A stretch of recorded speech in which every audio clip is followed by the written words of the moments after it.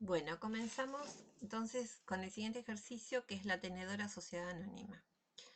Dice, la compañía La Tenedora le ha solicitado que efectúe la auditoría al 30 de junio de 2005, nos presenta los estados contables.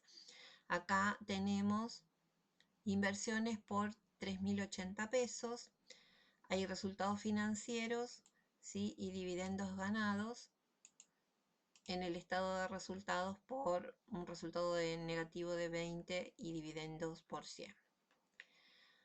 Dice, la auditoría en cuestión se halla en estos momentos en la etapa de revisión del rubro inversiones, el cual se ha podido determinar que se compone de, tenemos 1.000,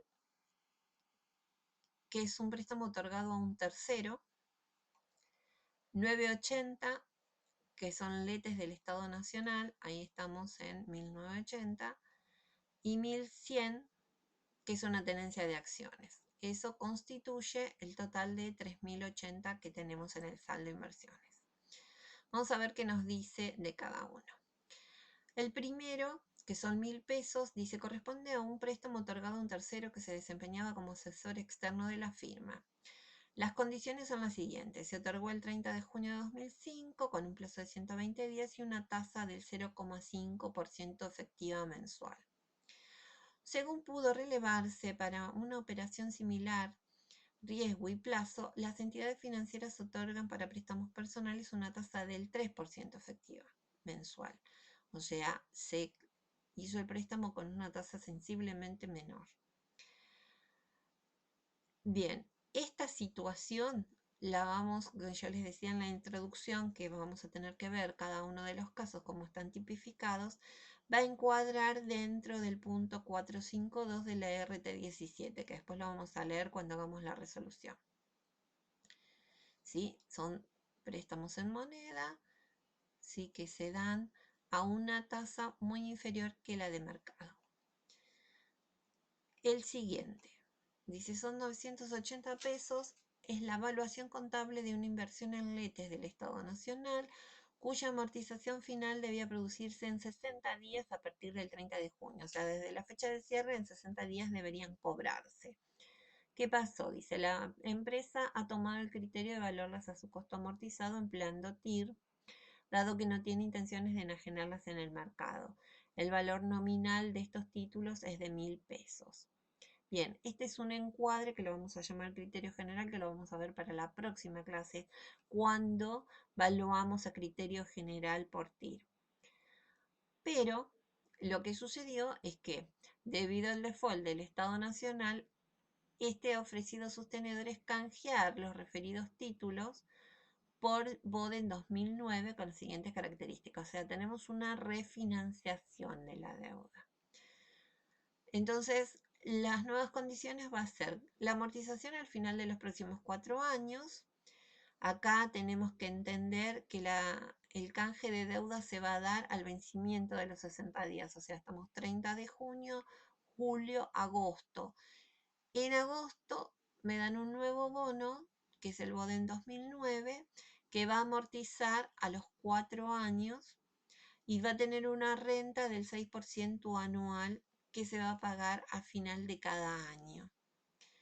Dice, de la averiguación practicada por colaboradores de la auditoría se determinó que la tasa de mercado que refleja el valor tiempo del dinero y las características de riesgo de la operación asciende al 14% efectiva anual. Acá nuevamente tenemos una diferencia importante entre la tasa, ¿sí?, de la inversión y la de mercado. También vamos a encontrar en el RT 17.453 cómo se evalúan los créditos y o inversiones cuando hay una refinanciación de los mismos. En este caso, ¿qué pasa cuando la tasa es inferior a la de mercado? Y la norma les va a decir cuándo consideramos que es significativamente inferior.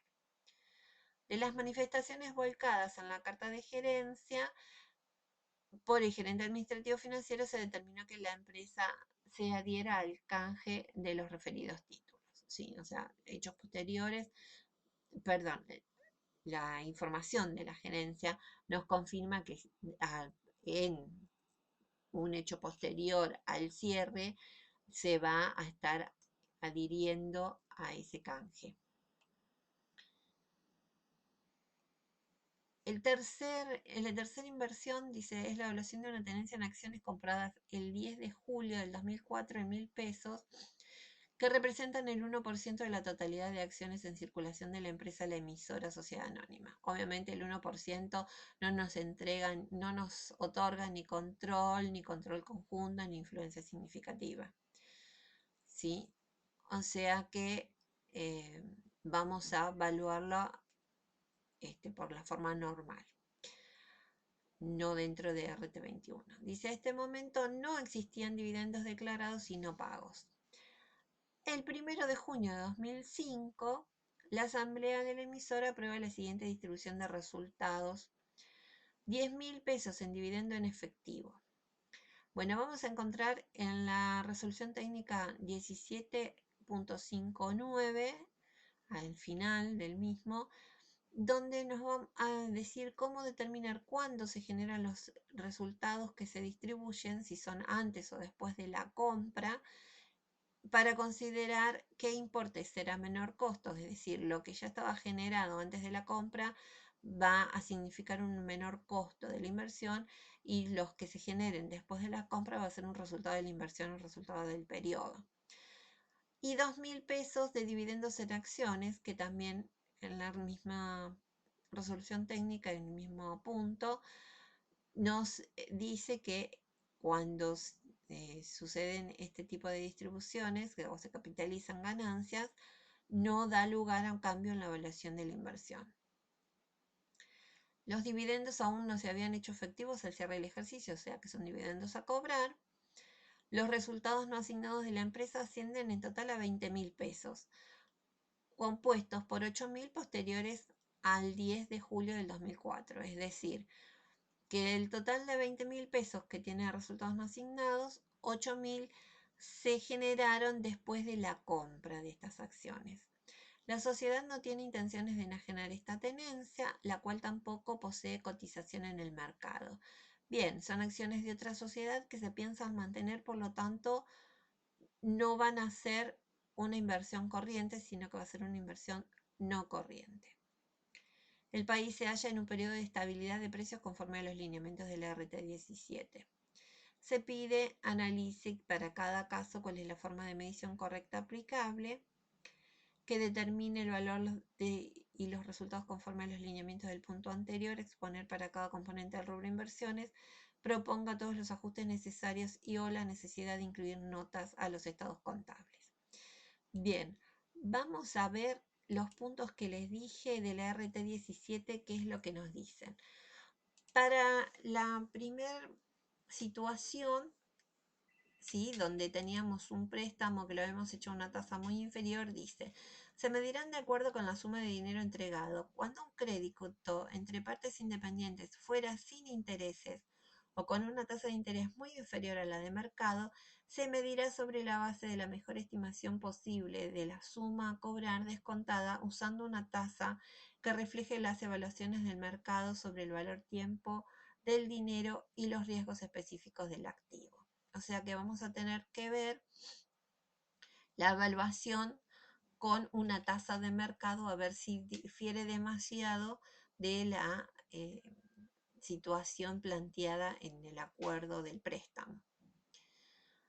El punto 453, les aclaro que no transcribí completamente, ustedes véanlo después de la resolución técnica, esto es una síntesis, que son los créditos en moneda originados en refinanciaciones. Dice, cuando un crédito entre partes independientes sea sustituido por otro cuyas condiciones sean sustancialmente distintas de las originales, se dará de baja la cuenta preexistente y se reconocerá un nuevo crédito, cuya medición contable se hará sobre la base de la mejor estimación posible de la suma a cobrar, descontada usando una tasa que refleje las evaluaciones del mercado sobre el valor tiempo del dinero y los riesgos específicos del activo. Y se presume, sin admitir prueba en contrario, que las condiciones son sustancialmente distintas y el valor descontado del nuevo crédito difiere al menos en un 10% del valor descontado del crédito financiado.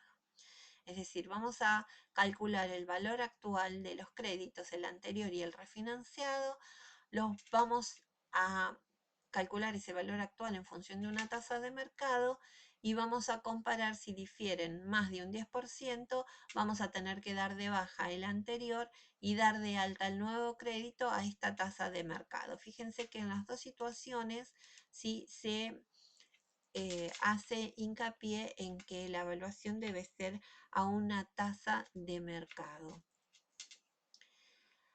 Por último, que eran las acciones de otra sociedad, tenemos en el 5.9 infine dice, en los casos que no se ejerza control conjunto, influencia significativa, que serían los casos que encuadran en RT21, A, la medición contable de la participación se hará su costo.